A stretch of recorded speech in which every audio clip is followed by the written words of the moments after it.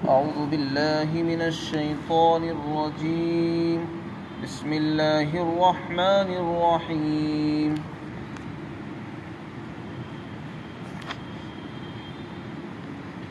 كذلك نقص عليك من أنباء ما قد سبق وقد آتيناك من لدنا ذكرا من أعرض عنه فإنه يحمل يوم القيامة وزرا خالدين فيه وساء لهم يوم القيامة حملا يوم ينفخ في الصور ونحشر المجرمين يومئذ زرقا يتخافتون بينهم إن لبثتم إلا عشرا نحن أعلم بما يقولون إذ يقول أمثلهم طريقة إن لبثتم إلا يوما.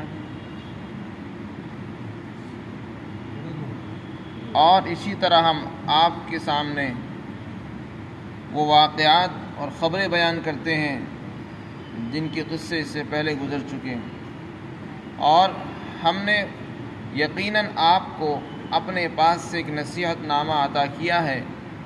جو شخص اس سے اعراض کرے گا، منہ پھیرے گا، تو بے شک وہ قیامت کے دن ایک بڑا بھاری بوجھ اٹھائے گا، جس بوجھ کے اندر وہ ہمیشہ رہے گا، اور قیامت کے دن ان کے لیے یہ بہت برا اور بدترین بوجھ ہوگا. یہ وہ دن ہوگا جس دن سور پھونکا جائے گا اور مجرمی لوگوں کو اس دن اس حال میں جمع کیا جائے گا کہ ان کی آنکھیں نیلی ہوں گی، اور وہ آپس میں چپ کے باتیں کر رہے ہوں گے اور یہ کہہ رہے ہوں گے کہ تم لوگ تو صرف 10 دن ہی ٹھہرے ہو. اللہ تعالیٰ فرماتا ہے کہ وہ جو باتیں کر رہے ہوں گے، جس چیز کے بارے میں باتیں کر رہے ہوں گے، ہم اس کی حقیقت کے بارے میں خوب جانتے ہیں. جب ان میں کا سب سے زیادہ صحیح رائے رکھنے والا کہے گا کہ تم تو صرف 1 دن ہی ٹھہرے ہو دنیا میں. اس سے پہلے اللہ رب العزت نے حضرت موسیٰ علیہ السلام کا اور فرعون کا واقعات تفصیل کے ساتھ بیان فرمایا ہے. فرعون کی طرف سے پیش آنے والے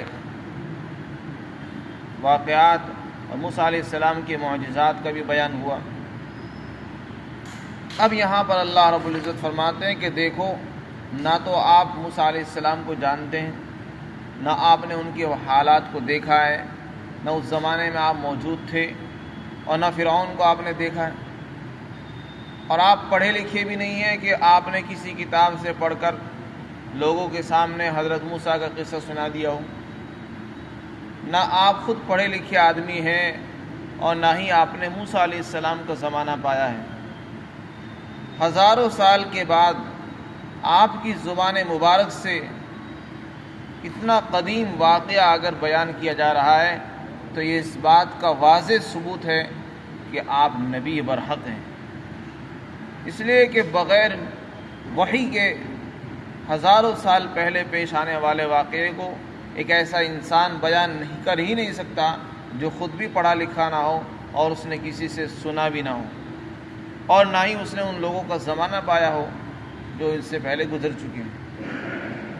تو یہ بدیہی بات ہے کہ آپ یہ بات وحی کے ذریعے سے بتا رہے ہیں، اور جو بات وحی کے ذریعے سے بتائی جاتی ہے وہ نبی پر آتی ہے، اور وہ نبی ہو سکتا ہے، غیر نبی ہزاروں سال پہلے کی خبریں بیان نہیں کر سکتے.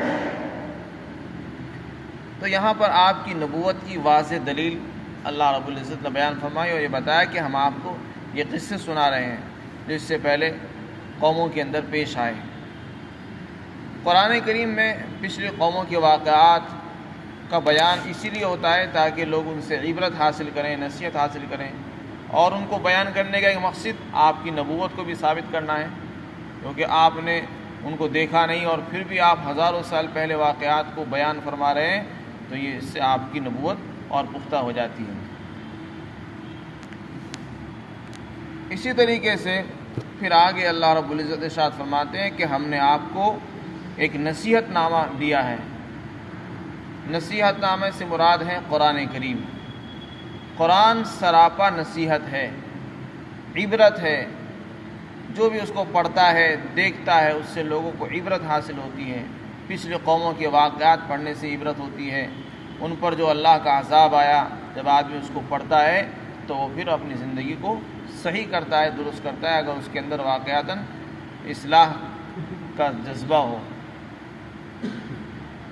قرآن کریم کو اللہ نے ذکر فرمایا ہے، کیونکہ ذکر کے معنی نصیحت کے آتے ہیں، تو قرآن سے نصیحت ملتی ہے لوگوں کو، اس سے سبق ملتا ہے، آئندہ کے لیے اس کے لیے روشنی ملتی ہے کہ آئندہ زمانے میں آنے والے حالات میں ہمیں کیسے چلنا چاہیے اور کیسے ہمیں زندگی گزارنی ہے۔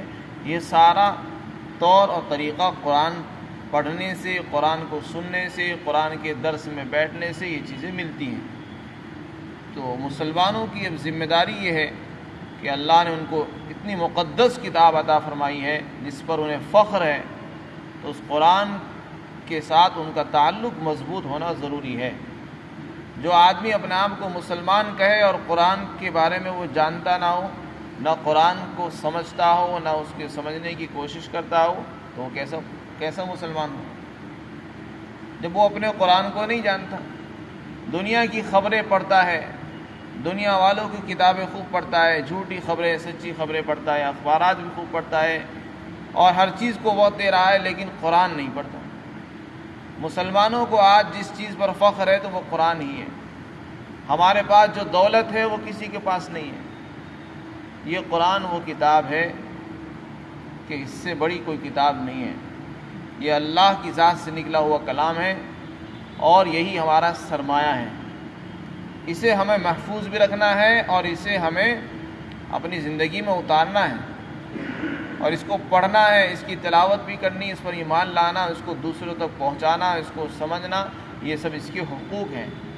سب سے پہلا حق ہے اس پر ایمان لایا جائے، پھر دوسرا حق یہ کہ اس کی تلاوت ہو، پھر تیسرا حق یہ کہ اس کے معانی کو سمجھا جائے اور پھر اس پر عمل ہو اور پھر اس کو دوسروں تک پہنچانا، یہ اس کے حقوق میں شامل ہے۔ اب آگے اللہ رب العزت ایک بہت اہم بات ارشاد فرماتے ہیں کہ جو آدمی اس سے منہ پھیرے گا، جو آدمی اس قرآن سے منہ پھیرے گا، وہ قیامت کے دن ایک بڑا بھاری بوجھ اٹھائے گا۔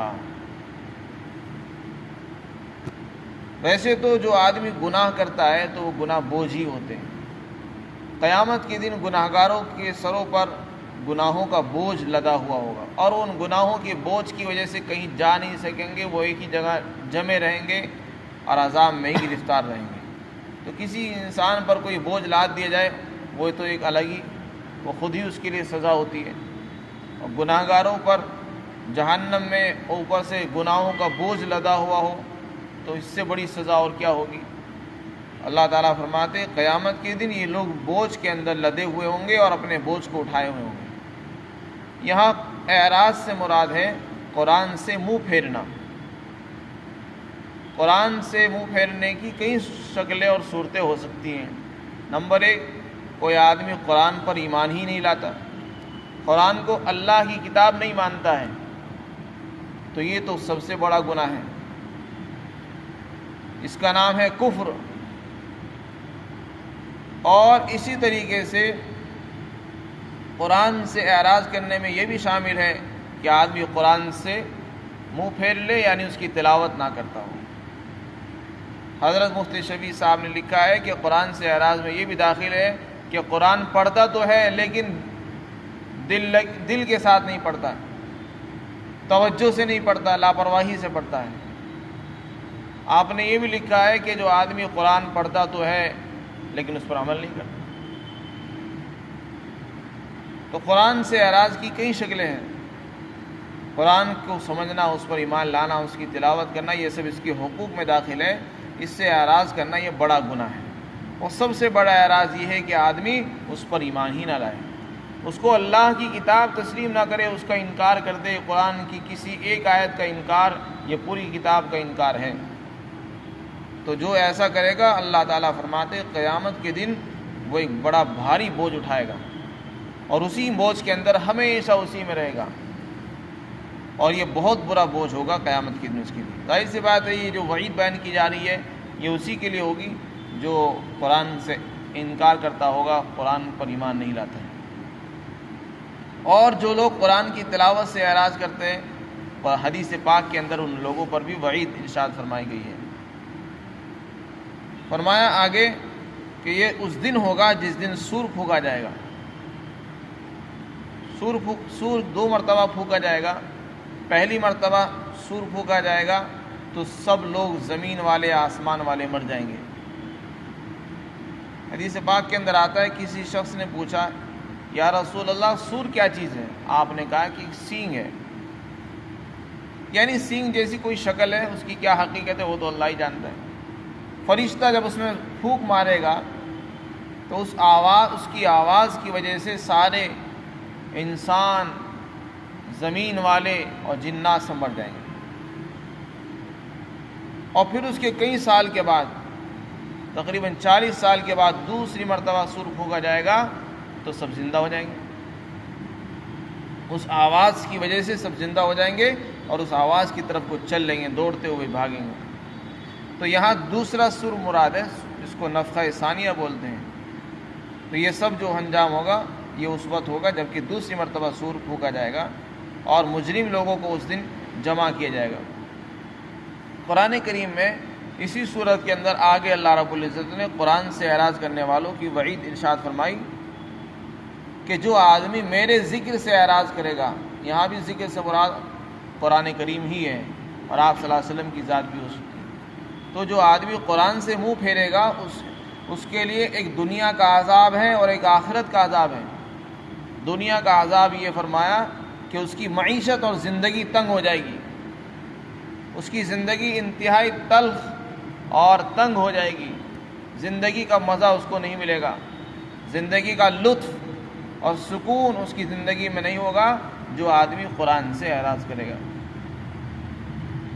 معیشت منطقہ کا مطلب یہ ہے کہ اس کی زندگی بالکل تنگ ہو جائے گی، معاشی اعتبار سے بالکل کمزور۔ یہ تو دنیا کا عذاب ہوگا، اور آخرت کا عذاب یہ ہوگا کہ جب اللہ تعالیٰ اس کو اٹھائیں گے، قبروں سے دوبارہ زندہ ہوگا، اس کا حشر ہوگا تو وہ نابینا بن کر اٹھایا جائے گا، آنکھوں کے اندر روشنی نہیں ہوگی، نابینا ہوگا، اور پھر وہ کہے گا اے پروردگار تو نے مجھے اندھا بنا کر اٹھایا ہے، میں تو اندھا نہیں تھا، میرے تو آنکھیں تھیں۔ تو اللہ تعالیٰ فرمائیں گے کہ تیرے پاس ہماری آیتیں آئیں، تو نے ان کو بھلا دیا، ہماری آیتیں تیرے پاس پہنچی، قرآن تیرے پاس پہنچا، اللہ کا پیغام پہنچا، نبی پہنچے، لیکن تو بھول گیا ان کو۔ آج ہم نے تجھ کو بھلا دیا، جیسے دنیا میں تو نے ہماری آیتوں سے منہ پھیر کر اپنی دنیا میں تو نے دل لگایا، آج تجھ کو یہاں بھلا دیا جائے گا۔ اور یہی اللہ تعالیٰ بدلہ دیا کرتے ہیں، اور اس شخص کو جو بھی اسراف کرتا ہے اور اللہ کی آیتوں پر ایمان نہیں لاتا، یہ دوسری جگہ پر اسی صورت کے اندر آ رہا ہے۔ تو قرآن سے اعراض کرنے کا جو ہے دنیا میں بھی عذاب ہے اور آخرت میں بھی عذاب ہے۔ قرآن سے جو لوگ منہ پھیرتے ہیں تو دنیا ان کی تنگ ہو جاتی ہے، معیشت انتہائی تلخ ہو جاتی ہے، پریشان رہتے ہیں، اور پھر لوگوں سے شکایت کرتے ہیں کہ میں پریشان ہوں، کام بھی کرتا ہوں، سب کچھ کر رہا ہوں، لیکن زندگی میں مزہ نہیں ہے، سکون نہیں ہے، پریشانی ہے۔ تو اس لیے ضرورت اس بات کی ہے کہ ہم اپنا تعلق قرآن سے مضبوط کریں۔ آج جو مسلمانوں پر حالات ہیں اس کی ایک اہم وجہ قرآن سے بے رخی بھی ہے۔ ہمارے پاس سب کچھ موجود ہے، سرمایہ ہے موجود ہے، لیکن ان سب کو چھوڑ کر ہم نے یہود اور نصارہ کی تقلید کو اپنے لیے فخر سمجھ رکھا ہے، اور ان کے طور طریقے کے اندر عزت محسوس کرتے ہیں، فخر محسوس کرتے ہیں، ان کی زبان کو بولنے میں اپنے لیے عزت سمجھتے ہیں، اور اپنی زبانوں کو چھوڑ دیتے ہیں اور اپنی کتابوں کو چھوڑ بیٹھے ہیں۔ آگے اللہ تعالیٰ فرماتے ہیں قیامت کے دن جب مجرم لوگوں کو لایا جائے گا تو ان کی آنکھیں نیلی ہوں گی، خوف زدہ بھی ہوں گے، اور آپس میں چپ کے بات کر رہے ہوں گے اور کہہ رہے ہوں گے کہ تم لوگ قبروں میں کیسے ٹھہرے، کتنے دن ٹھہرے ہو؟ ویسے تو ہمارا یقین تھا نہیں کہ دوبارہ ہم اٹھیں گے نہیں اٹھیں گے، لیکن یہ تو ہمارے اعتقاد کے خلاف نکلا۔ پھر آپس میں چرچا کریں گے، پوچھیں گے کہ یہ بتاؤ قبر میں کتنے دن ٹھہرے ہو تم؟ تو کوئی کہے گا اتنے دن ٹھہرے، کوئی کتنے دن ٹھہرے، یہاں تک کہ لوگ کہیں گے کہ ہم ایسا لگتا ہے کہ 10 دن ٹھہرے مشکل سے. دنیا کے بارے میں بات کریں گے یا قبر کے زندگی کے بارے میں؟ آگے اللہ تعالیٰ فرماتے ہیں وہ جس چیز کے بارے میں بات کر رہے ہوں گے ہم اس کی حقیقت کے بارے میں خوب جانتے ہیں کہ وہ کتنے دن ٹھہرے ہوں گے. اس کی حقیقت انہیں معلوم نہیں ہوگی، ہمیں معلوم ہے. پھر ان میں جو سب سے زیادہ صحیح رائے رکھنے والا ہوگا وہ کہے گا کہ تم صرف 1 دن ٹھہرے ہو. اس کو سب سے زیادہ صحیح رائے رکھنے والا اس لیے کہا کیونکہ قیامت کا جو دن ہوگا وہ بہت طویل ہوگا اور پریشانی والا دن ہوگا. تو اس پریشانی اور اس کی درازی کی وجہ سے انسان جو اس سے پہلے قبر میں رہا ہوگا تو وہ اس کو ایسا معلوم ہوگا جیسے کہ 1 دن ہوتا ہے. یہ مطلب نہیں کہ صرف 1 دن کا قیام ہوا، نہیں، بلکہ قیامت کے دن کے مقابلے میں وہ زمانہ ان کو ایسا معلوم ہوگا جیسے کہ وہ 1 دن گزرے. ویسے قرآن کریم میں مختلف بیانات ان کے آئے ہیں. کہیں آیا ہے کہ وہ 1 صبح ٹھہریں، 1 شام ٹھہریں، کبھی کہیں گے کہ ہم 1 گھنٹہ ٹھہریں، 1 گھڑی ٹھہریں. تو یہ قیامت کے دن مختلف ان کی بات چیتیں ہوں گی، مختلف ان کے اوپر حالات طاری ہوں گے. ان کا بیان مختلف آیتوں میں آیا ہے. ان لبثتم الا یوما، یہاں فرمایا کہ وہ کہیں گے کہ ہم تو صرف 1 دن ٹھہرے ہیں. خلاصہ یہ ہوا کہ اللہ تعالیٰ نے ہم سب کو قرآن جیسی نعمت عطا فرمائی ہے، اس کی قدردانی کی ضرورت ہے. اللہ تعالیٰ ہم سب کو اس پر عمل کی توفیق عطا فرمائے.